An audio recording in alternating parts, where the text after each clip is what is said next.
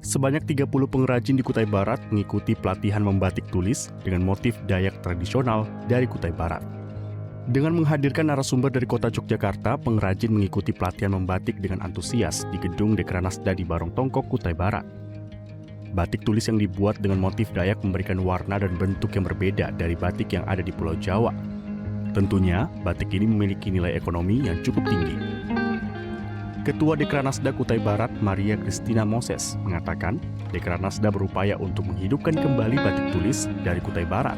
Apalagi Kutai Barat memiliki motif yang berbeda-beda dari setiap etnis, sehingga keunikan ini akan menjadi daya tarik tersendiri. Tentunya kita mau hidupkan kembali ya batik tulis kita. Mungkin dulu sudah pernah, tapi tenggelam, dan sekarang kita mau hidupkan lagi batik tulis kita yang ada di Kabupaten Kutai Barat ini. Jadi kita bisa mengangkat motif-motif khas Kutai Barat dari berbagai macam etnis ya, misalnya mungkin dari Tunjung ada kriong, jadi kita aplikasikan lagi motif kriong itu di batik tulis kita. Terus dari benua mungkin ada sarut, ada juga tumpar, dan lain-lain sebagainya yang ada di Kutai Barat. Health, Safety, Environment, and Community Development Head PT BEK, Cipto Hadi Purnomo, menjelaskan alasan perusahaannya memilih membatik sebagai program pemberdayaan masyarakat karena batik merupakan warisan nasional. Hampir setiap daerah punya ciri khas masing-masing. Harapannya, Kutai Barat juga bisa memiliki motif batik yang dikenal di Indonesia. Selain itu, batik Kutai Barat bisa menjadi percontohan di daerah lainnya. Pelatihan ini juga diarahkan untuk beberapa ibu yang tinggal di sekitar kawasan tambang agar bisa meningkatkan keterampilan sekaligus menambah pendapatan keluarga. Batik itu akan menjadi busana nasional dan punya ciri khas Kutai Barat, nanti harapannya punya ciri khas motif batik Kutai Barat. Harapannya juga nanti ibu-ibu itu mempunyai nilai tambah ketika mempunyai batik yang mereka produksi. Salah seorang peserta, Octavianus Heri, mendapatkan pengalaman yang baru dengan adanya pelatihan membatik ini. Menurutnya, membatik tidak sulit, apalagi motif yang digunakan adalah motif Dayak yang merupakan warisan suku Dayak. Octavianus Heri juga mengapresiasi pelatihan yang diberikan kepada para pengrajin yang ada.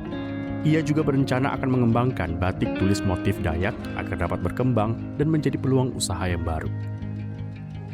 Yang kita baru pertama ini mau ikut membatik, ya saya sangat senang dan banyak dan terima kasih atas segala pemerintah yang ada ini, membina lah hitungannya. Pertama melestarikan budaya, dan kedua harus dikenal sesama dengan satu sama lain kan, karena kabupaten kita ini kan di mana-mana banyak orang kenal. Nah, kalau untuk pengukir apa macam itu kan ada masih banyak, tapi kalau pembatikan ini sangat sulit memang. Nanya kenapa harus diterapkan, harus ada, belum ada kan selama ini. Nah, karena pemerintah harus ya diusahakan lah untuk kedepannya lebih baik lagi lah dari ini lagi. Membatik dengan teknik tulis memiliki proses yang cukup panjang dan beragam, sehingga menghasilkan karya yang berbeda-beda. Tentu ini akan berpengaruh terhadap kualitas dan harga batik yang akan dihasilkan nantinya.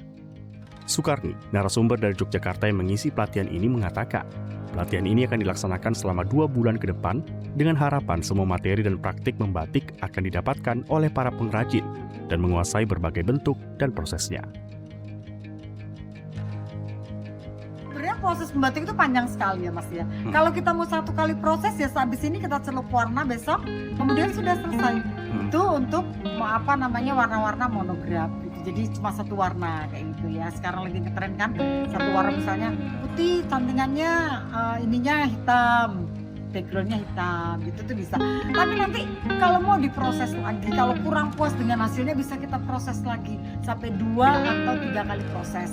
Nah itulah yang membuat harga batik itu mahal. Karena apa? Karena dicanting, dikasih malam ulang lagi, diambilin istilahnya, diambilin tuh warna yang tadinya misalnya kita tidak inginkan tetapi muncul, tetapi kita tidak menghilangkan warna itu, kita ambil lagi, kita tutup lagi dengan malam. Kegiatan ini diharapkan dapat memberikan dampak positif bagi para peserta mulai dari keterampilan baru, kreativitas, dan kualitas produk yang mampu bersaing dengan kualitas produk lainnya.